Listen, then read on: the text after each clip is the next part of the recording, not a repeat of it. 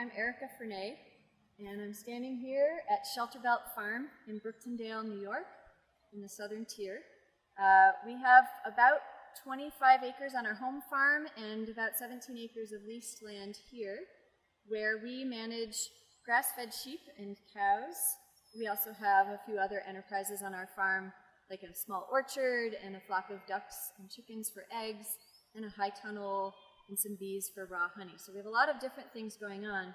But today I want to talk to you about our grazing operation. I'm surrounded right now by our flurd. That's our flock and herd together, our herd of cows and flock of hair sheep. And everything on our farm is oriented towards protecting soil health. So our farm motto is food for your soul with love from our soil. Because we believe that the soil is like the earth's skin. And if we don't protect it, whenever rain falls, if the soil is not covered up by growing plants, there's always a chance that it will wash away, especially on slopes. And so that's why often after a big rainstorm, if you look at the creeks and rivers and lakes around you, you'll see them turning brown. That's all of our soil. That's the earth's skin washing away. And the skin of the earth, the soil, is what nourishes and feeds and makes possible all terrestrial life on this planet. And soil can take a really long time to build up. So if we don't protect it, it's going to be really, really hard for us to build more soil. So one of the ways that we protect the soil on our farm is through holistic planned grazing, which is has some other names. Sometimes you might hear it called management intensive grazing.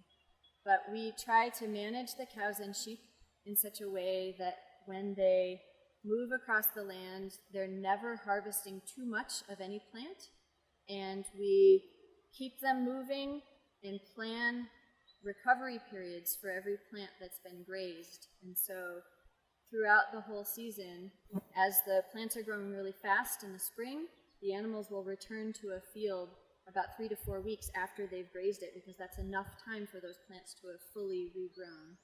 Later in the season, plants start growing more slowly, and we have to allow them longer recovery time before the animals can come back. But in managing them this way, we can also incorporate other goals, like protecting grassland bird habitat. We can plan in family vacation time. We can plan basically for drought. We can plan for whatever we need to, and we have the entire season's grazing plan laid out ahead of time. What we've seen by doing this is that the soil surface, which when we arrived on our land was completely covered by moss, it was about 50% moss, and then there was goldenrod and raspberry and honeysuckle and strawberry and lots of things growing that would not be all that palatable to cows and sheep. And there were lots of dead sticks piled up on the soil surface. And so what that told us was that the mineral cycle, where there's decomposers that would break down that organic matter and incorporate it into the soil, that was frozen. It wasn't working. The soil didn't have a lot of life in it. And then what plants do, of course, is they harvest energy from the sun. The sun is like the engine for the whole farm. And we weren't able to harvest as much of the sun as what was coming down because half the soil surface was unproductive and covered with moss and sticks.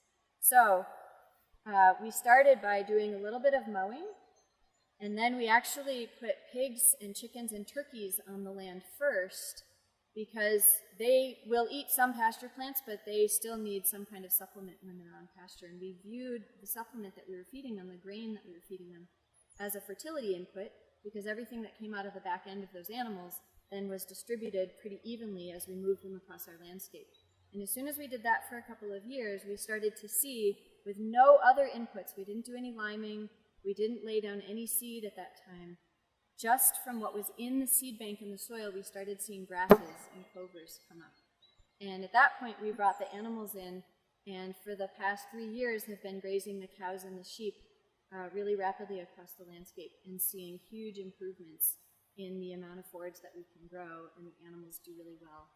And we're seeing bobolinks now spread across our farm, whereas they used to only be in this field, and now we're seeing them on more of our land. So we know that at least the bobolinks are healthy. I think most people don't really give soil much thought, but all of us who eat are actually involved in farming every day, whether we want to be or not.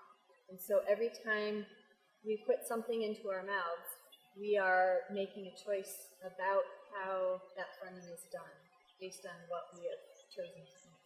And so what I would really wish for people to support local farms like ours is to do your homework, like find out how that food was produced and where it came from, and try to support your local farms as much as possible, because when you have some kind of relationship with the farmer, then you can ask them questions about how they produce their food, and you get to make the decisions about what you support or don't support in terms of how your vegetables, your milk and dairy, your meat, if you eat meat, how all of that was raised. Because a lot of people think that animals are inherently bad for the environment and that raising livestock is in conflict with caring about conservation.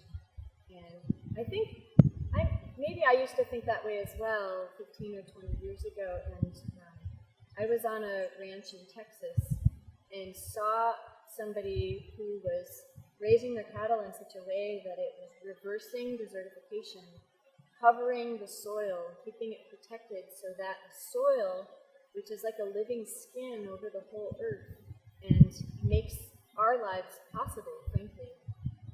This rancher was managing a large number of cattle, raising them really intensively in a way that caused the bare soil to decrease and caused more plants to grow. And because of that, he actually had gotten a creek that had been dry for 20 years to start running with water again. And that really blew me away. That's how we ended up getting started here on Shelterbelt Farm. We started on land that had been abandoned and not managed for about 30 years. And before that, it had been grown with row crops, but it was pretty inappropriate land for row crops, actually. It's kind of wet and it's on a slope, so a lot of the soil had washed downhill. And we've been using the animals over the past 3 or 4 years to really try to get the moss that was growing on the soil surface to disappear, get more and more plants growing to harvest more sun, to feed the animals. The animals apply fertility across the landscape, and it's just a really beautiful symbiosis. There's millions of acres all over New York that could be managed in the same way. Of course, there's a lot of challenges to making that happen, but if I had one wish for upstate New York, it's that there would be more thriving family-run small farms. And in order for that to happen, there would have to be more people who want to buy what those farms produce. So thank you for listening and learning a little bit about Shelterbelt Farm and grazing and local food systems.